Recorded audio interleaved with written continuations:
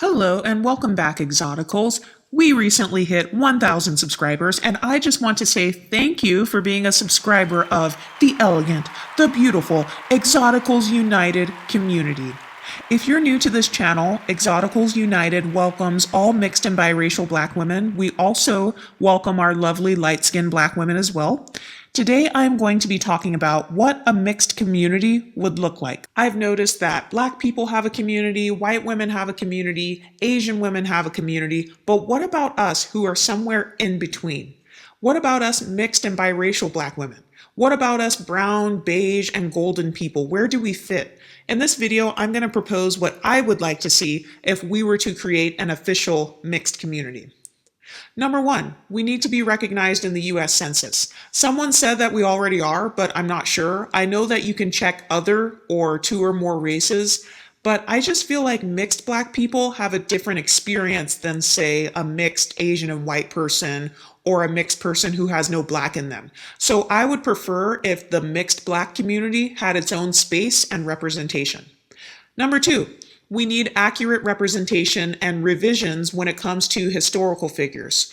People like Rosa Parks, Malcolm X, Barack Obama, Kamala Harris, and others need to be acknowledged for their mixed race heritage.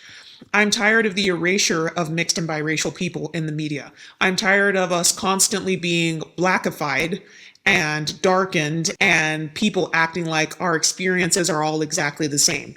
If you are mixed or lighter skinned, you know that your experience is not going to be the same as a dark skinned, unambiguous black woman. And that's just how it is.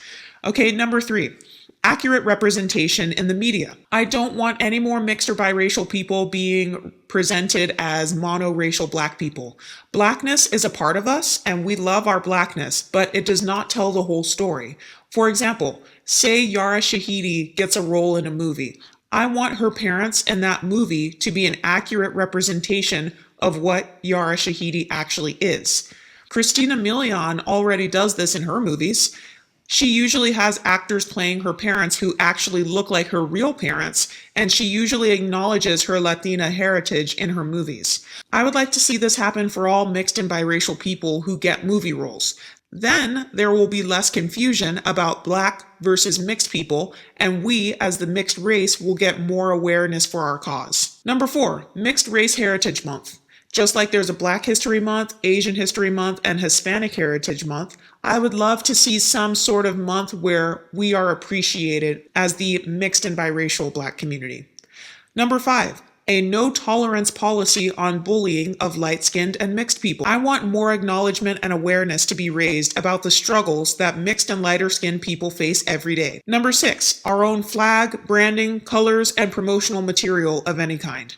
Just like other groups of people have their own colors and t-shirts and paraphernalia that represents their heritage, I want mixed and lighter-skinned people to have the same, which leads me to my next point. Number seven, destigmatize light skin. Mixed and lighter skinned people should be able to freely express and identify ourselves as we please. We have the right to call ourselves by whatever names we want, including but not limited to light-skinned, yellow and red bones, exoticals, golden people, brown and beige, caramel, mulatto, multi-generationally mixed, biracial, or any other identification that we see fit, without being stigmatized and called anti-black. Number eight, unity. I would like to see mixed, biracial, and light-skinned people unified with one another while respecting our slight differences. Some of us may be extremely pale and have white-passing skin tones. Some of us may be a little bit darker, but I want us to be able to put on a united front against bullying and anti-light-skinned and mixed race rhetoric. We have to stop being silent. We have freedom of speech just like anyone else, and we need to protect each other. We should be able to tell our own stories instead of letting other people tell our stories for us. Number nine, the right to own our own media. We as mixed black people should have the right to share our own stories through documentaries, YouTube channels, and social media accounts without being flagged, doxxed, or bullied. Number 10, the ability to decide our own cutoff points and set parameters for who is in our community and who is not.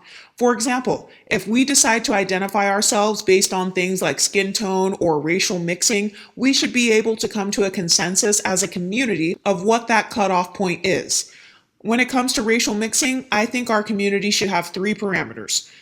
Number 1, mixed heritage of at least 25% or more, which would mean you have at least a biracial parent or a grandparent of another race. Number 2, ambiguous phenotype, for example, a lighter skin tone. Number 3, a non-Black parent or grandparent minimum. If you can think of any other things you would like to see in the mixed race community, please let me know in the comment section down below, and I'll talk to you next time.